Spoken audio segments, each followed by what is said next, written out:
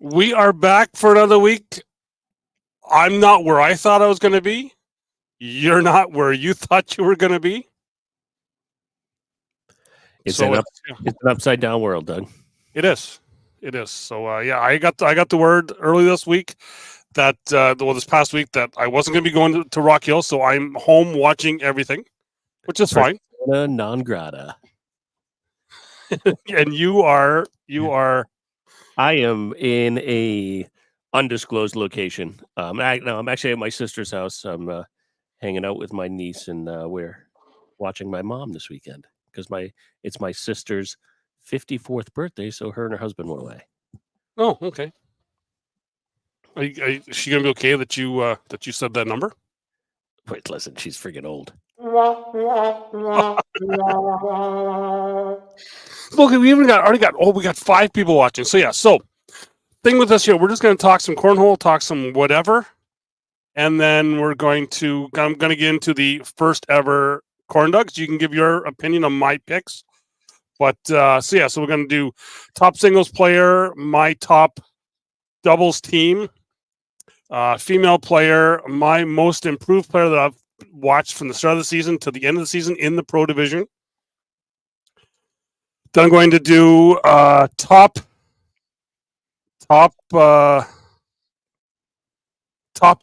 non-pro from Newfoundland, Quebec, Ontario, Alberta, and BC.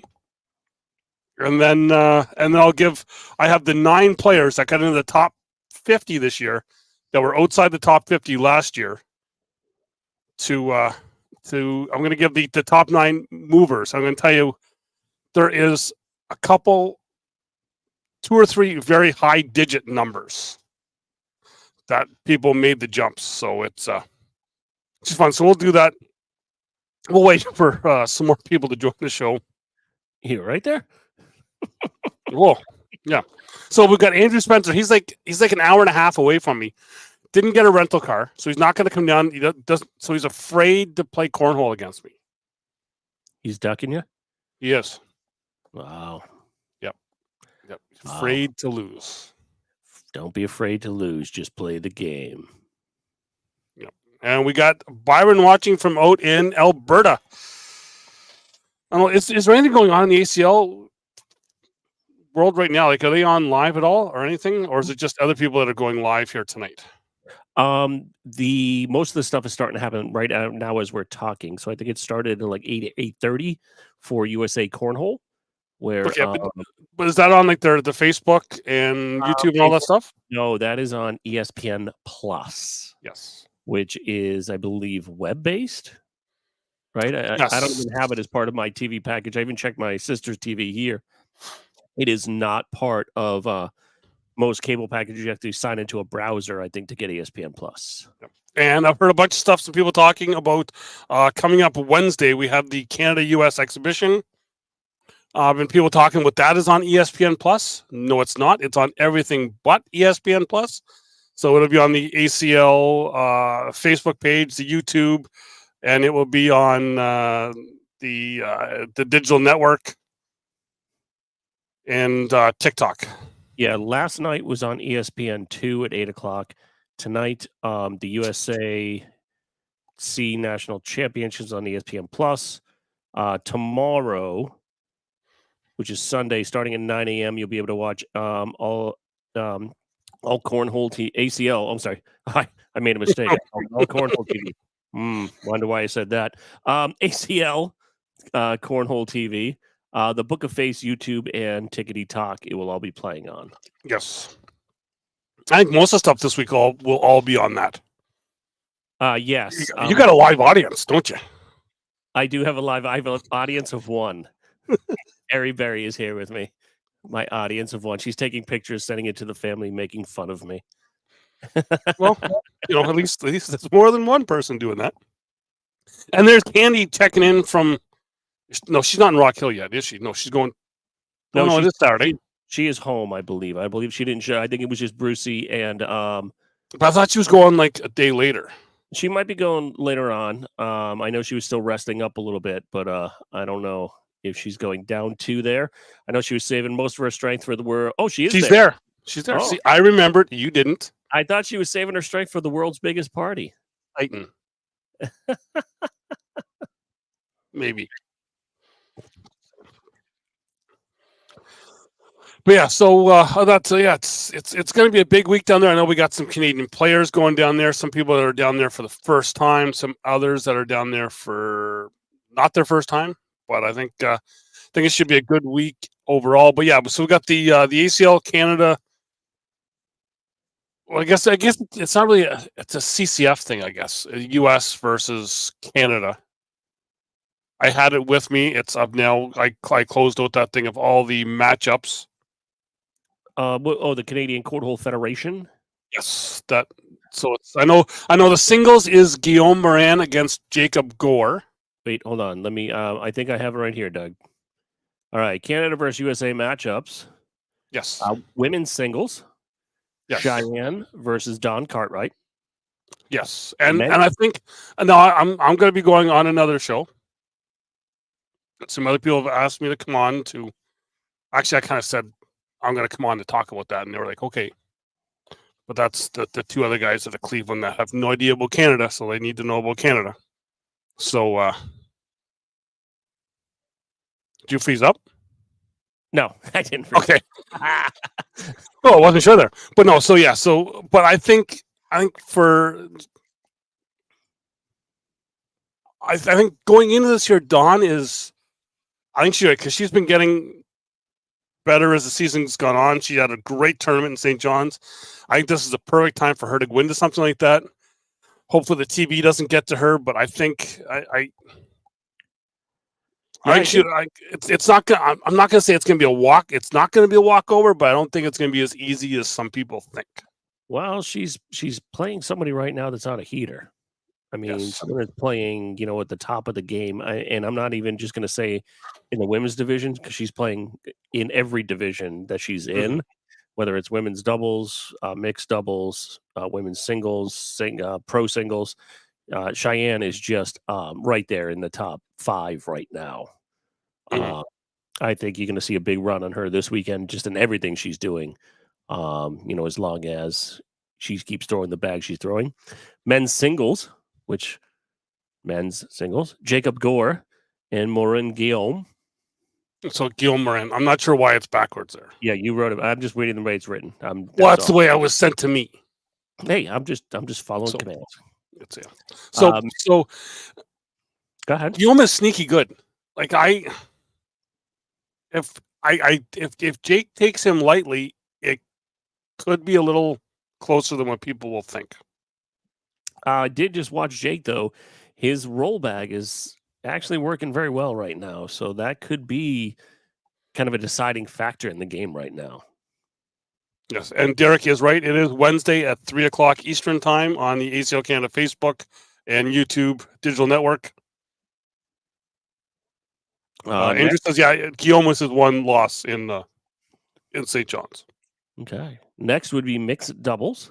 Yep. With Connie Altus and Devin Harbaugh versus Luna Smith and Daniel Faulkner. Lana Smith. Lana Smith. Yeah. So I think the big one in that is going to be Harbaugh. It's just trying to keep up to Harbaugh. Right. Connie right now, though, is throwing very well, too. She has been kind of right there. I think most of the matches I've seen her, not win. It was, a bag or two that was missed right now. So that's going to be a tough doubles matchup right there. Now, this next one is where we completely disagreed with each other. We do. Yes. Where it's Justin Burton Jr. and Logan Chamberlain for the U.S. versus Connor Weiss and Paul Vandendam. Yes. Vandendam. So Paul's a guy that absolutely nobody knows about. He can get on a heater, and he did in St. John's to become part of this year.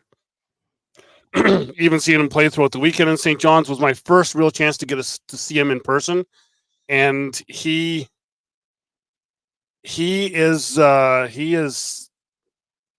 think he will be the real deal. So I think that's if Canada has a chance at anything, it's going to be that game. So to Lance's question, this isn't the World No. Championships. This is just at. I think Lance is coming now, so he doesn't know that you're in that secret location. I'm in the basement. I was put on the bench for this week. I'll be back with the ACL Canada stuff the end of August here for nationals. But yeah, but this is being played in Rock Hill this week as part of Worlds. yes, and it's very confusing, and I know it confuses the hell out of me because you've got Worlds, and then you've got the WCO, and you've got all this other stuff. So it's just very different when you start talking about it. I did not wake up from a nap. I've been up all day. I may sound different because I'm not in the studio, that I have all the acoustic stuff going. So you may hear my voice may be a little lower because I have a sleeping human, my mom, in the next room, and I don't want to wake her up. And then we have women's doubles. Yes. With Rosie and Sam versus Amanda Oakley and Doreen Pond. Yes. No, Doreen's another one now that probably nobody knows about outside of Newfoundland. She can throw well.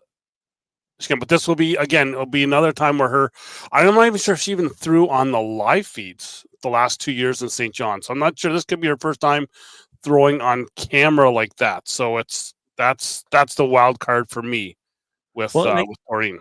I think the wild card here too, Doug, is though that this camera setup is a lot different. There's a lot more pressure, a lot more heat coming down from those lights. I know when we do our live feeds, we don't have the cold camera arrays and the trusses of lights and everything else that they have going on. Excuse me. I have that here. Although the one's not on for some reason. I have one small chandelier in front of me. But that pressure could be a little bit much, and especially I don't know if any of these players are playing in some events beforehand, because the one thing about Worlds is it's a gauntlet. Depending if you're playing teams, if you're playing singles, you're playing doubles, you're playing USA Championship, it could be up to 14 days. Yes. So that is long to be down there, because you really want to get in the day before, relax, because it started yesterday. And I think it goes all the way through next weekend. It does, till Sunday. Yeah, so that could be, for people that are down there, that could be a long time. Actually, for that, Andrew, I don't think the Americans will feel any pressure at all unless the Canadians start scoring points on them. Because from what I've seen before, is they know that they're the better ones.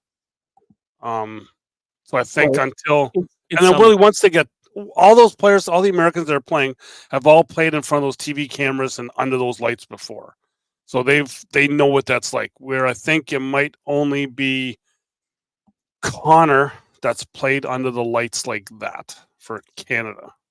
I mean, most of the people that are on Team USA for this event are multiple ESPN, CBS Sports participants.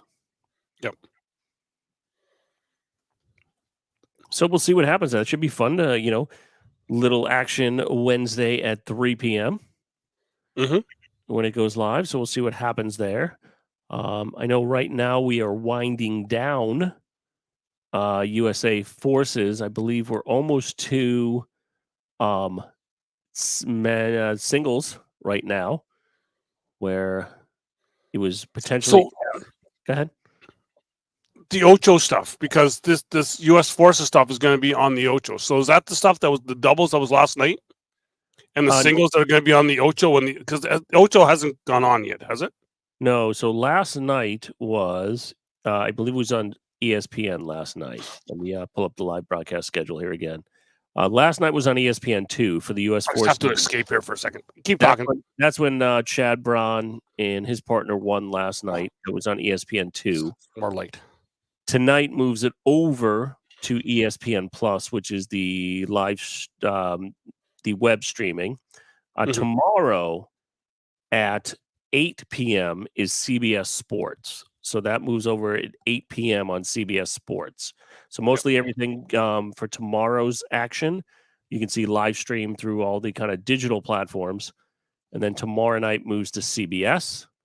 And then on Monday, we go back to all digital platforms at 10 and 4. And then 8 p.m., the championship finals goes back to CBS Sports. I think that's the way it usually is that everything is online all day until they go over that other broadcast court. Yep. In And the gym area. Tuesday is USAC Juniors. And then USA Cornhole Junior National Championship moves to ESPN Plus at 8 o'clock on Tuesday. Wednesday, minor league teams get to play, but that is all digital. The USA Canada 3 is all digital, all ACL Cornhole TV, Facebook, YouTube, TikTok. 9 p.m., we move back over to CBS Sports for ACL Pro Team Championship. And then at 9:30 p.m. on ESPN2, the USA Cornhole Junior National Championship re-air. So they will be rebroadcasting that from the night before. I know. I'm just saying, it was on the Ocho stuff I'd seen was that they're doing the all forces stuff this year, not the Super Hole final. Yeah, and I think some of that will be happening there. I think most of the stuff happening this weekend for ACL, nothing's really hitting the Ocho yet. But when you talk about the armed forces, that's a completely different tournament that they run. Well, I'd seen an Ocho thing that came out. Yeah, there was something with Ocho the other day. I think that is the armed forces tournament, I think, moves to the Ocho, which I don't know if it happens during this time. Well, they did play the forces last night, the doubles last night. Oh, did they? Okay. And then you got, like you said, the forces or singles or things. So I'm not sure if that's because all the other stuff was recorded for the Ocho, because that's all been set up yesterday in Rock Hill. If you're looking for the Stevie Awards, it's Friday, August 9th at 6 p.m. on ESPN Plus. Saturday, we get pro doubles, women's doubles, and the Tournament of Champion finals at noon on ESPN2. And then ESPN2 and ESPN Plus on Sunday. So moving around for a bunch of different things. But if you want to find there's a lot of live streaming going on down there. I know I was watching AZG Cornhole that was just live streaming some of the matches. I know Woohole Cornhole has been live streaming. Yeah, I know K9's been doing some stuff. K9's been doing. I know Chris Kingsbury has a K9 live feed, and then Frank Modlin has also been doing a lot of live feeds. Mm-hmm. So if you just search up some of your favorite pros, you'll be able to find a lot of different action going on down there. But I believe tonight is Trey and Jake Bannon or Brannon?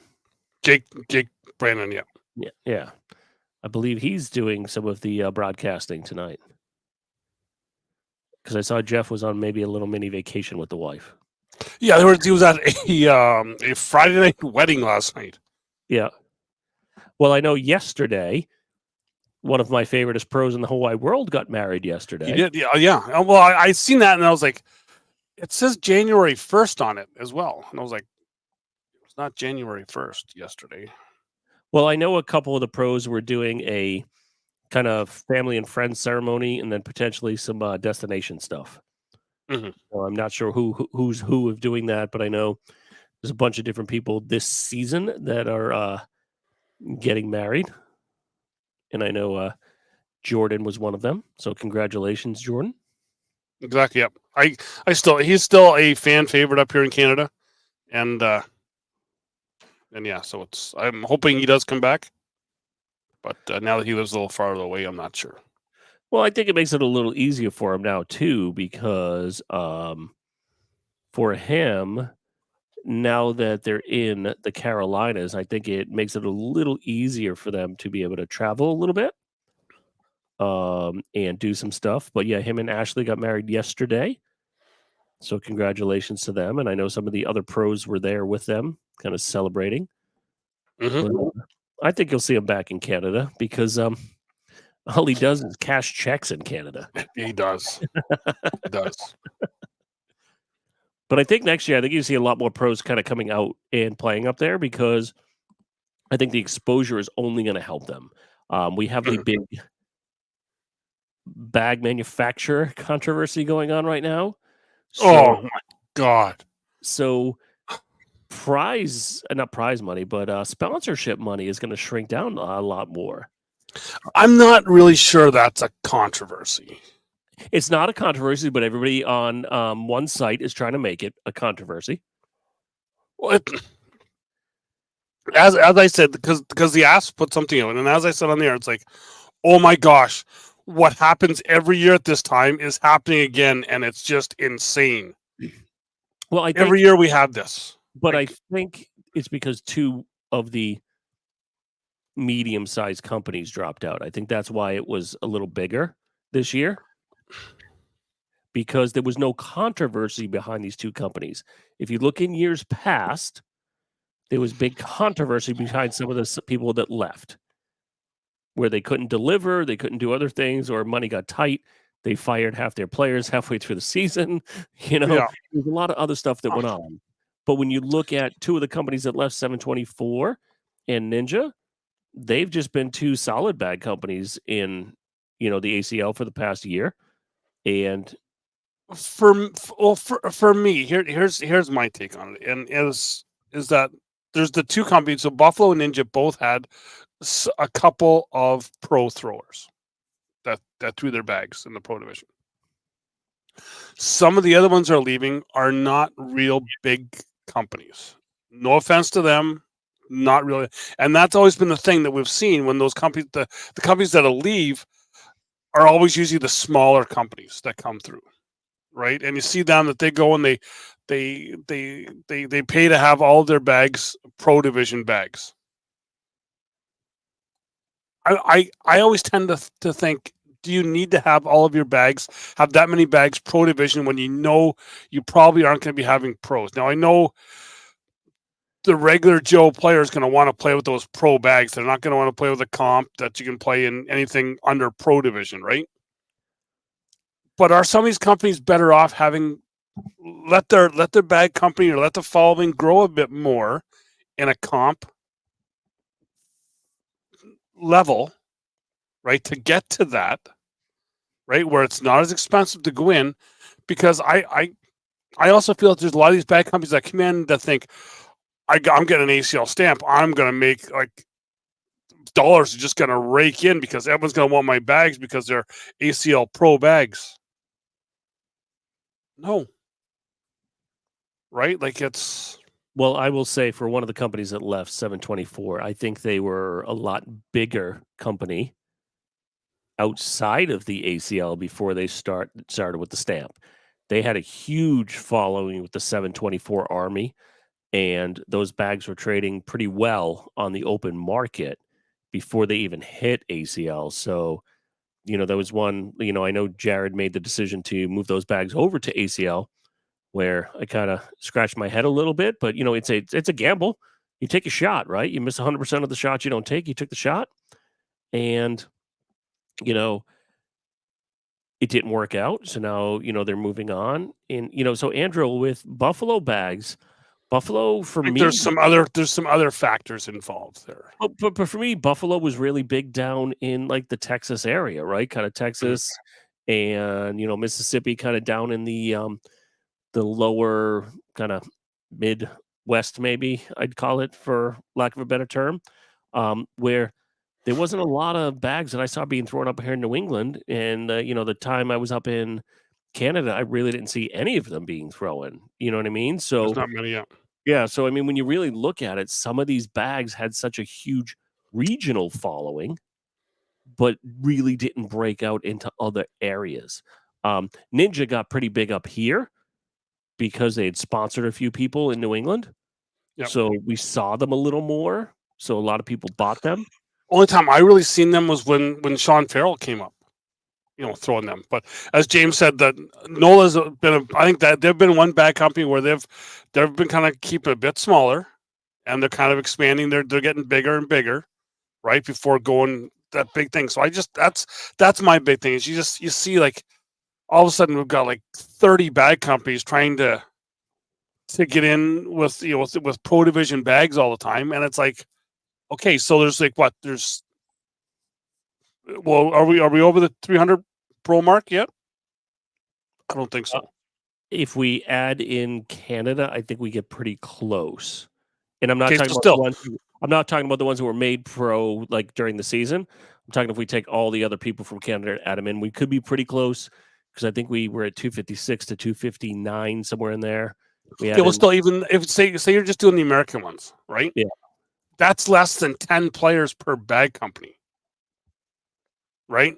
And a lot of them aren't going to switch, so. well, and that's the thing. When you start looking at if you get a pro on your team, you're looking at contracts, you're looking at everything else. They got to find somebody that can throw that bag with them. They got to find all these other pieces that will make it work. So it makes it a little tougher. I thought Braden AJ, they're making a great run this year with Buffalo, and I'll be interested to see where they land at the end of this season because they're deep into TCL country. Mm-hmm. So I don't know does AJ go back to BG? Who knows? I mean, he is right in the backyard of Rich and Graham, so who knows what happens there? I think AJ is also one of those players too that maybe won't, go someplace without his partner at the same time too, right? He's pretty fair and consistent to make sure that they're both being taken care of. So, who knows what's going to happen at the end of this season? Because I think after this week, people are supposed to not negotiate any new contracts. Supposed to. Mm-hmm. You're not supposed to talk to any manufacturers. You're not supposed to be doing anything when it comes to getting sponsors. But we know us little guys have to literally go and talk to other people, but you're not supposed to be talking to the bigger boards, bags manufacturers and signing any contractual stuff right now. I believe that doesn't open back up. The last I heard was like October. I think, you can start talking. You're not even supposed to talk at Spencer's, but I've seen some of that happen. Yeah. So I'm seeing Andrew saying that, if that's who's signing your check, that's whose bags you're gonna throw. I've seen a lot of people just throw those bags they're getting paid to when they're on camera.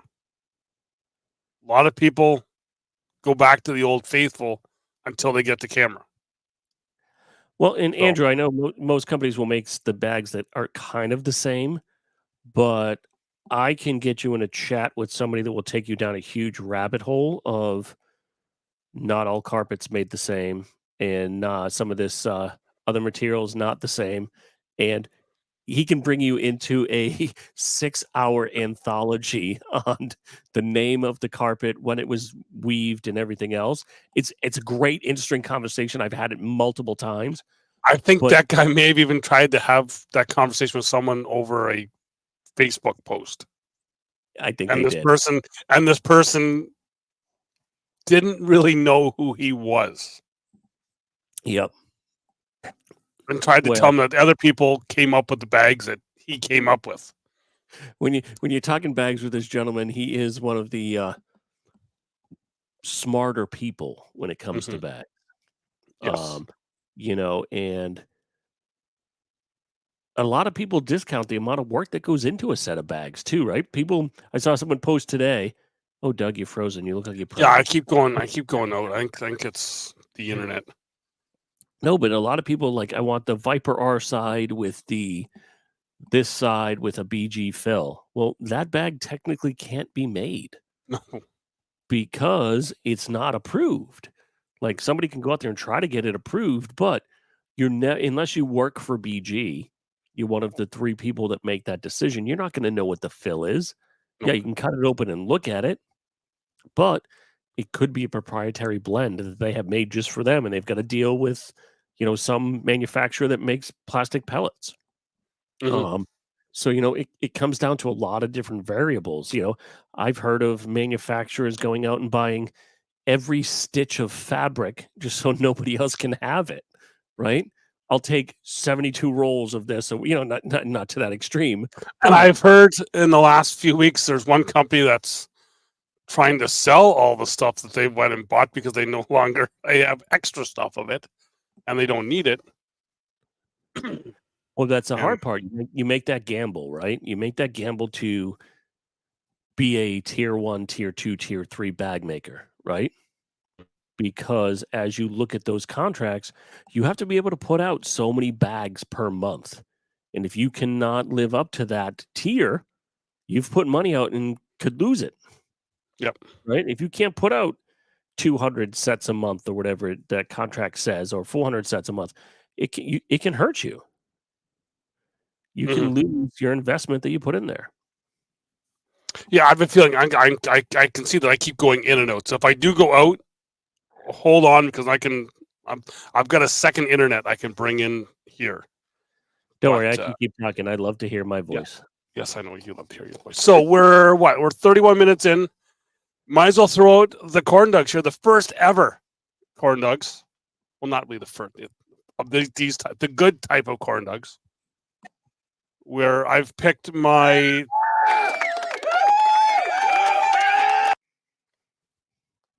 That's our studio audience, Doug. Yep. I got the paper here. Everything's all written down. Picked out the top singles, doubles team.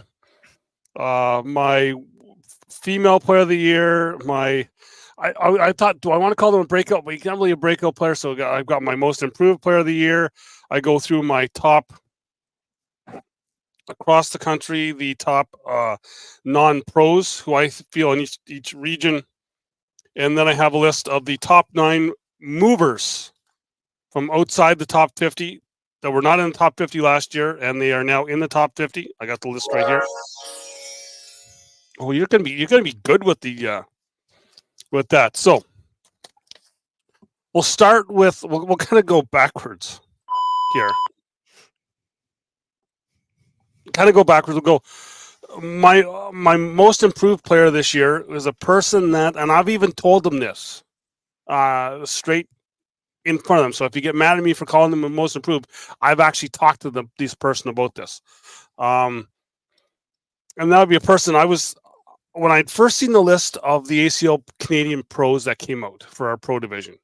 I looked at that and I was like, I was unsure because I haven't really seen them really perform highly. Now, I hadn't seen them play live that much. Now I got to see them play live a lot. And then this person even impressed the hell out of me in St. John's, and that's Dawn Cartwright for the way that she played throughout the season. And then the way she just kind of put everything on her back. She went and in front of a hostile crowd in St. John's playing against Valmeo, double dipped her in the women's final. So I've got Dawn Cartwright as my one that I wasn't, like I said, I wasn't sure of her at the start of the year, but as she kept playing throughout the year, it's like she's coming on, and then she really hit it in St. John's. So that's why I'm saying that where Wednesday when they're down there, she can be, watch out, she can be a sneaky one in that game. So that's my pick for that one. What was I got there? Female player of the year is one person that we knew that she was going to be like this. Oh, I kicked the camera. Knew she was going to be like this right from the start. Had for the women. Now we didn't have a pro women's division here. I wish we would have. Didn't have enough female. Hopefully next year we will. So I kind of took the women's division at the Opens into consideration. Her first one, a little slow, was she finished 13th in the women's open division, but that was a stacked field. Like that was a hard field because you had so many players coming up from the States to get in that one. She finished 13th in there. Then she went on a run and she finished second to Sam Finley in Drummondville, second to Yeti Irwan, like just two people that are just, pros coming up from the States. And then a hard fought one in St. John's against Dawn Cartwright. Dawn came back from, I think she was down like 13-1, I believe, came back and beat. And that female player, I think, is Lana Smith. She's just, she's taken it even in the regular pro singles. She was a force there. pro doubles with her partner Aline Ladisseur. First two pro doubles events, they finished second in both of those events. So Dawn is my female player of the year for the pro division. Doubles team of the year. We had a lot of good doubles teams up here, and anyone could have won at any time. Like the anyone can play, anyone can win was in it with the doubles up here. We had some great teams, but I think with them winning 2 tournaments and just being kind of even there for the other ones that they didn't win, and that would be Connor Weiss and James Finley for taking that down.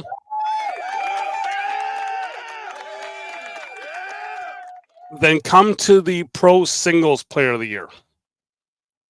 We had a lot of great players, but this one player, I had said right from the start when I talked to them early in the season, they changed some stuff up, and I really liked the way that they changed some stuff up. And this player went from one way, from playing the checkers game, to really playing the chess game, and it really put his game into another level. And he come out and he got 2 wins. He played the Niagara and Drummondville. No, sorry, Niagara and Calgary. Skipped the Drummondville one, and then finished second in St. John's. And that would be Brandon Brown is the one that has to be singles player of the year in Canada, because, like I said, 2 wins, Niagara and Calgary, and they were convincing wins, both of them. And then even that final match against Dion in St. John's was another epic battle. So Brandon Brown's got to be the singles player from Canada for the pro division for this year. That's my awards for the pro division. Now for the non-pros. Oh, sorry, wrong button. That's the wrong button. Wrong button. My non-pros, looking at the players that I've seen at how they performed at Opens. And for the guys in BC, I didn't get to see them much. I only really got to see them in Calgary. So, and then kind of talking with some other people. And my top player coming out of BC for the amateur is Dustin McLaughlin. He made a deep run, I think, in Calgary. I think his lone loss in the pro singles was to Brandon Brown in Calgary. So he didn't lose to anyone easy. It was a big match. So Dustin McLaughlin is my one from BC. Calgary is another guy. I believe he went 6-0 in the pro qualifier in Calgary. He came to Niagara Falls. He had a great showing in Niagara Falls. There's some talk he could be someone from the south coming up to the north here, but he's in the Calgary area, and that would be Peter Gunn. Would be my guy from my pick from Alberta. Ontario is, I think there's only one name, and there's only one player that is not a pro that is in the top 20 in the ACL Canada standings. Sorry, I'm wrong on that one. There's 3 players in the top 20. This guy's the only one in the top 10. I believe in Drummondville in open singles in another stacked field. You were there to see that.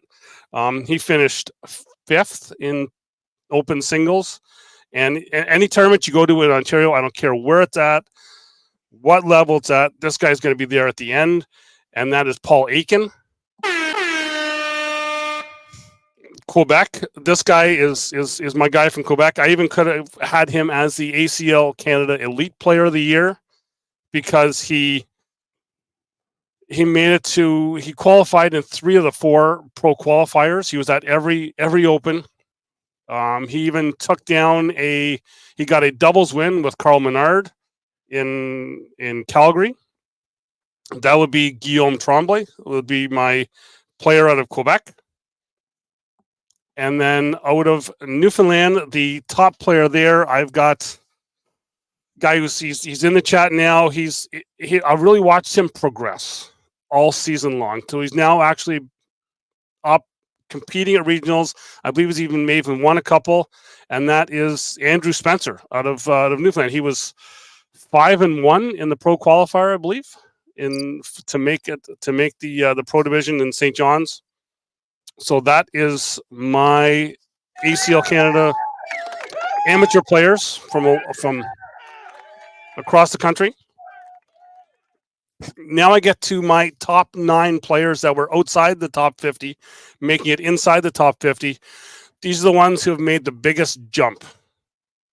Okay, so where they were at the place they finished last year to where they finished, or where they're at now, I believe points are cut off going into nationals. There's no more points given out. So these are my top 9 that have moved up. Moving up 55 spots. She finished 84th last year. She's finished 29th this year. Is Michelle Hunter. One guy. No. Andrew, no. You get it. It's just recognition. These first year is just recognition. Is the next one is Andrew Spencer. Was 99th last year, 21st this year. He's moved up 78 spots. For that, another player from Newfoundland was 142nd last year, now 47th. He's moved up 95 spots. Is Graham Evely. Quinn Hayward from Ontario. Him and partner Andrew Cox took down Brady Foster and Jimmy Humans in Niagara. I think we lost him. Am I still here? I just lost him. Is it? He might be back. But yeah, Quinn Hayward's up 96 spots, went from 131 up to 35. Jonathan Burr, great director out of Delhi. He was 133rd last year, and he's now 24th this year. He moved up 109 spots. Moving up 119 spots is Demi Cartwright. Last year, she was 153rd. This year, she finishes 34th, and she's right there to possibly become a ACL Canada Pro. Next up, Matthew Turpin, 293rd last year, moved up to 50th spot. So he moved up 243 spots. He's back. I'm back. Listen, I wasn't sure if it was you or if it was me. No, it was me. Strange Wi-Fi didn't like me. Told me I was kicked out. Okay. Another guy who he was in the chat earlier. I'm not sure if he was or if he's still there. I know he's a Canadian guy watching on your on the voice page. Not sure why he's not on the down and back page. But Ty Lucio, 404th last year. He's up into the top 40. He's 38th. He moved up 366 spots. And Doug, it's because I'm beloved in Canada. Yeah, okay. And then the man for this out of St. Catharines is he was 706th last year. He made the top 20 this year. He's 19th this year. Wow. Moved up 687 spots. That is Joe Butsky. So congratulations to those 9 going from outside the top 50 into the top 50 and moving up those amount of spots. Because that's not easy. Not easy to do, to move up those spots. No, and when you look at, some of the talent that's really coming out of the woodwork up there, Doug, it's going to get harder and harder as, next season progresses. So, congratulations to all these players. I know I have my Canadian favorites. Well, there was one player that was 382nd last year, and he's moved all the way down to 732nd. He's my favoriteest player in Canada. But he's still not good. That's why he does this. That's why he talks here. He's number 1 in our hearts. Yeah. Sure. Actually, I thought I was lower than that. Listen, I think I'm lower than you here in the U.S. because I think I only played I think I played more in Canada this year than I did in ACL U.S. with just the blind draws and everything I did when we were up in Drummondville. So, I think I dropped like a rock, which I really don't care. And, even going to the world's largest tournament that is also run by the ACL, I probably will not throw a bag there either. So my standings will drop even further. Well, I played 2 regionals this year, and they were within a week of each other in June. One in St. John's, and one is right after I got back from St. John's. But my favorite is mini bag partner in the whole wide world is here in the chat, Maddie King. Like we had some fun playing some mini bags a couple years ago at Spencer's. We're looking to do it again this year because that's my jam. That's where I excel. Mini bags, so much fun. And you can get ACL at tinycornholebags.com. I'm still not big on the mini bags. Why not? I don't know. I should be better because I'm closer to the board. I don't have to throw 20. I was going to say I don't have to throw the 26 feet. But listen, it depends on who you play with. It could be 15 feet. It could be 20 feet. It depends on who you play with. Depends on what they call the rules. I call it a 15 because it's much more fun. Mm-hmm. I actually brought some of that stuff to my dad's mercy meal. Mm-hmm. Listen, can't go anywhere without cornhole. But speaking of bags, I did put out a video this week, the other day, because I lost a good friend. Lost a good friend in the bag world. They was told that they are going away. That's the Octane Apex bags. It was that first, it's that first bag that you threw, right? And yeah, so it's still got. I put it in the video. I put it in a box, and the box is just sitting, just down there, and it's. Listen, I have some bags that I'm gonna have to do a Sarah McLaughlin video with, just because I will remember them. I just had 4 of my bags retired. Very sad, very very sad. But I still do have a secret tote of a lot of retired bags. I do have a great sexy set of Dragon Bruce Lee bags that technically can't be thrown anymore, but the 2 sets that I have never been thrown.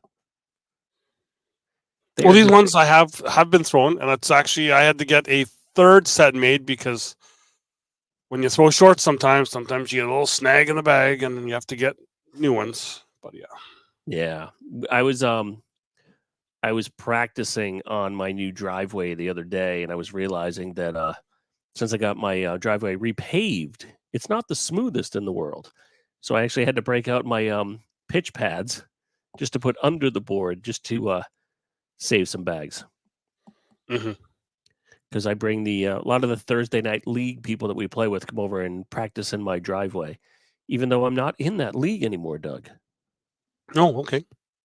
Well, I took the summer off, Doug, because of all the traveling and everything else. Yep. So I figured, it's time to give it a rest for a little bit. Separate from playing, still doing what we're doing, but separate from playing a tiny bit. Sometimes you need that little mental break.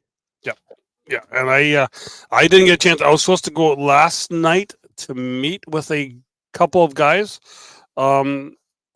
It's my winter work schedule will really mess this up. But there's possibly a for fun league coming to Waterloo here. So if you're watching locally, it's going to be for fun. You're not. I'm not sure if you'll be paying to get in to play, so there'll be no payouts. It's for fun. So if you're looking to cash in, go somewhere else. Well, and that's the thing. I like some of the more fun leagues, especially when, you kind of need to separate a tiny bit. You know what I mean? And I think when me and you talk about separating from the game, I think it's a lot different than other people. We kind of separate by not playing, but we're still watching and researching. But my Thursday night league was a way to just stay connected to throwing bags without have to worry about people being right, because there's too many people that take this serious. Like when we were playing at this local bar, you won at the end of the season. You ready for this, Doug? Ready? you won as a team of 4 a pitcher of beer. Wow. And people Not bad. but people would get into almost fist fights. Oh, but wait, there was stipulation. It couldn't be an IPA. It couldn't be like it had to be like you were talking like Coors and Bud Light. You know what I mean? You were Oh, talking not a natty light. no, well, no, they don't do natty light at these parties. No. You get we're in Boston, so you get a PBI. Okay. But yeah, and people were like almost got into fist fights over it. I'm like, really? Come on. We're throwing bags in a bar. And there was no money involved. There's other bar leagues that you put money in and you can win. We won nothing. Well, in this place, the other thing too with this place is I know it was looked at for going possibly with our league, but the ceilings are only 10 feet. And that some people, once they get playing, they want to have the bigger. I'll finally pull the thing up. How you doing, Trev? On the left coast. Hopefully be able to see him at an open this year. Yeah, that'd be cool. Wait, is he like out way on the West Coast? Yeah, he's in BC. Oh, okay. All right. I mean, the thing is, I really want to have that one in BC to have Trev there because then I will have a sound guy. I will have someone to work the board, work the roadcaster, and do the stuff because that's what Trev is all good for. So yeah, I'm like, yeah. I have to pay him, but it's listen, I may have to talk to Trev and pay him because I need to figure out how to load like more sound clips into this and change some stuff around because I'm still on the out of the box configuration for the sound pads. I think I kind of am too. I have nothing extra, so I need to add a little bit in there. Well, maybe we'll have to go into like a post-show chat on a Sunday night, or we just fly out. My sister just texted me. She said, "You called me old. I'm listening." No, but I think we'll have to fly in early and maybe meet with Trev, and we'll pay him for his time to help us how to learn how to use. Or you can go to Texas and get your roadcaster all covered in carpet. I would love to do that. It's another I want to get job for Charles. Oh, you know what it is, Doug? Here's what we need to do. We need to get a down and back Voice of Cornhole guitar with some of the bags we throw. Who's going to play it? What? No, it's wall art, Doug. It's wall art. Listen, we're not going to play it. Listen, we're not that smart. We're not that musical. But we can get wall art right here behind us, and we can get bags made a bag guitar. Yeah, I think that would be pretty cool. Maybe we could do that. I know. At least a guy. I know a guy that could get us some material. I might be able to know a guy. Yeah. I know a guy and a girl that can get me some Titan material. I mean some bag material, and I even know somebody that might be able to help me with some bags with dragons on them. He's right there. Oh, he's right there. He's right there. He's right there. Well, yeah, it's that's my dream is to have someone to me just to be able to talk. Because that was my one thing working with Corey last year at Worlds was I was able to talk. Actually, I was able to talk and I got to use this. That's my thing is I want a telestrator. I got to use Corey's telestrator. That was fun. I need to figure that out. Well, the hard part too is when you're a one-man band and you're kind of just sitting there. You've got the soundboard, you've got the live feed, you've got the cameras, switching everything back and forth. And if you have somebody sit beside you and you start talking to them, especially somebody that's not like your partner taking over half the responsibilities, it gets even harder because you forget to switch the camera. Like, oh, I'm on the wrong board. Oh, wait, I haven't set up the commercials. I haven't, so it gets a little tougher when you really start doing a lot of this stuff. And then when cameras go out and they just freeze, and then you're trying to do the game and talk and it gets very tricky. It does. Too tricky. But yeah. There's Joe and talking with you. So Joe is from up here. Joe is now the league I talk about all the time, 603 Cornhole. Okay, yep. Joe has now taken the reins of 603 Cornhole and continuing that league going forward. I'd say James, fantastic job in the women's division in St. John's. We'll have him back on anytime. Did he play? No, he didn't. No, he didn't. Oh, he was helping. We don't have that controversy in Cornwall. Although we could. I know people that we could. No, but it's, I mean, honestly, when you do have somebody else sitting there with you, especially when it's a partnership, it does make it a little easier when you start moving a lot of this stuff forward. But I know there's a couple leagues around me right now that have done a couple fundraisers to get some live streaming equipment. So they want to start live streaming their weekly nights. Yeah, and I've started talking to some of the directors around here that for me to start doing some more stuff when I'm available to do it. I've talked to them, and I'm not going to be doing the whole 4-figure salary that some people charge to come out for some stuff. But it's, but yeah, just going with them just to do regionals or whatever, and it's just kind of giving me that whole, instead of just having my couple months open between opens, right, to be able to do stuff. So we'll see how that goes. Listen, you know my thing. My whole thing about coming to some of these events is just covering my cost. You know what I mean? I'm not looking to make a ton of money. I'm just looking to cover my cost and then maybe get a little bit to upgrade equipment down the road, right? Yep. Most of the time when I'm doing stuff for stuff around here, most of my charges are between like $500 and $1,000 after travel. But if I'm doing it locally, travel means nothing because I'm driving around here anyways. It's when, you're flying out to other areas, covering plane tickets, covering hotel. And then, throw me a couple bucks and, I'll set it up. I'm not going to be the ACL. I'm not going to be K9 because I'm not looking to, I don't have that much time and money to invest into it right now because I have a real job, and I'm not saying anything against anybody else that doesn't have that this is their job. I applaud them for doing it. I just have a real job that pays me a lot more money than what Cornhole can pay me right now. And that's the thing with me. I've got 2 years before I have to make that decision on what I want to do. My wife says she's already made that decision for me, and I'm going to continue driving in circles. But if I don't have to drive in circles, I don't want to have to drive in circles. Well, my wife's already made the decision that Cornhole is not a profitable business for me.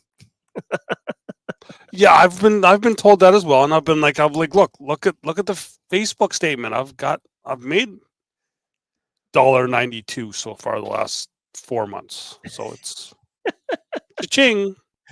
Okay, listen, that cash is rolling deep. All you have to do is just like a post or make a comment, just anything. That goes a long way. Like, share, and subscribe. Yes, like, share, and subscribe. Not only on you can subscribe on YouTube as well, which is fine. That helps out with that. But subscribing on Facebook means that Matty King says, "Lucky that you made that much money." Yeah, I'm very lucky I made that much money. But yeah, subscribing on Facebook means it's for $15 a year, and we're going to start. I think it's going to be coming up starting this week here, possibly. Doing some Zoom hangouts, doing some stuff. You'll be able to see some videos first when I put them out. I know you and I have talked about. You and I are going to do it. I'm going to have some other people come in. I'm going to go and do a little back in the day action coming up here. So I'm going to take some old matches from the ACL in Canada pre-COVID. And I've talked with Matt, and I know he's got some video that I'd like to be able to try and get and be able to go back and commentate those matches because I was there for most of them, and maybe bring in the people that were playing those matches and have them talk about it. So look for that to be a possible. A little Corn Dog rewind. That's what it could be. Like, yeah, just a back in the day, because, and I've talked to a lot of people in that you don't really. I guess you got the same stuff in the States, but it's just those players that were back in the day before it really got big, and some people that don't know, because I know people were talking about the roll shot with Duncan Clemmer, and some people kind of laughed at me. I was like, oh yeah, well, it's back in 2017 for us, because that's when we started. So I know that the roll bag was going way beyond that, but not many people were talking about it, right? But we had one guy here, Dickie Goldbeck, was a horseshoe thrower, threw bag like a horseshoe, and every one of his bags rolled. And it's like, and we had never seen that up here, right? So it became the Dickie roll up here, right? So, and one of the Canadian players was like, who are you referring to? And I'm like, when I said that, he was no idea who that person was, right? But it was a great seniors player, and yeah, so it was just nice to see some of those older, let's say older people, but just older videos of some of the people was they may have been younger. Well, Doug, but I think if you go back to any region right now, you go back to you know, ACO and some of the other local stuff, you've got a lot of players that don't play anymore that were, some of the biggest names in the game way back in 05 when ACO first put the game on the map, right? Yeah. So, it's very different. And then you go to some regional stuff, like you go into the Ohios, the Kentuckys, you've got some players that don't play in bigger tournaments because they don't travel, but, are straight up killers that can beat anybody. Yeah, so we've got some old video of when KW first started, and some out there. So it's should be good, because there's some people that played that only played for 1 year and then they were done. Some people are still playing. Kind of be able to get a chance to showcase that stuff off. So I think that's gonna be another fun thing, just to put some more content out there, just get some people's names out there, and just kind of have a fun look back at the way we were when we started. I think it's a great look back, Doug. I think it'll be very interesting to see what happens. Matty King says, roll back the minutes. Yeah, roll back the years. But yeah, so like we're already up on the hour. It's been a quick hour here. Hope people enjoyed the first corn dogs, and hopefully we'll continue that on for time, and they can be kind of grow. I'm getting a lot of flack in my family group chat right now, Doug. Oh yeah, it's. I think my niece dimed me out. Oh, probably. I should probably like sitting there messaging. Yeah. Well, everyone that's. Yeah. Thank you, Judas. Yeah. So I think we talked. You might see us back a couple more times live here this week. Yeah. we might talk about. We might go live at the end of World each night, possibly. Yeah, so stay tuned. We may be live a couple more times this week. Just keep an eye on the channels, and we'll let you know what's going on. Seeing Jonathan Byrne there, Mr. 109. He's one that moved up 109 spots from last year. It was 133 into the top 25. He was 24th this year. So that's the thing. That's what I love. There's been so many great players that are really getting a chance to play more. And I think that's just going to make us better up here, have more playing, and yeah, because I'm starting to see. Yeah, Matty, I'm going to try and possibly even have those players on. Matt, you and I are the same, because you and I played almost the same amount, I think, this year, and yeah, so Matt's got. I still have to talk nice to Matt to maybe get some of that old video to kind of put some content out. Listen, well, Matt's a really nice guy. We need to talk to Matt about some old videos and some old material if he's got it, so we can make our dreams come true. No, possibly. Possibly. The best national director Canada has ever had. That's what I'm going to go with. Love you, Matty. So that's what I think. Well, I know we will be back Wednesday night for sure. So I'm trying to think of what I've got going on for the rest of the week because I'm off till I don't go back to work till Thursday. I was like, oh yeah, I gotta go to Worlds. Yeah, it didn't go. So, but so yeah, because it is the holiday weekend here, the long weekend, so I don't have to go back to work till Thursday. What holiday? You know what? I'm not even sure what the name of it is. I just know it's the August long weekend.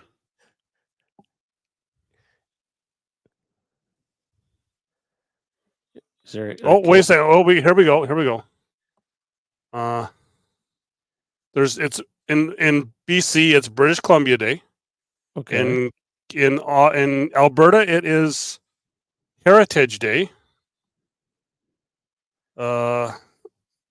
Depends where you are. I think here it's just a civic holiday. Nova Scotia, it's Natal Day. Natal Day? Natal Day? Like the day you were born? No, that's prenatal. Oh, okay. Saskatchewan. In Saskatchewan, it's Saskatchewan Day. Maddie King says Maple Syrup Day. In New Brunswick, it's New Brunswick Day. So yeah. Okay. That's kind of the way that is. So yeah. So thanks everyone for watching here on another Saturday night and having some fun. And we'll see you Wednesday night for sure after the US Canada exhibition. We'll sit and we'll talk about that. And then when you see us go live, we'll be live talking. All right, everybody. Have a great night. Okay. See you later.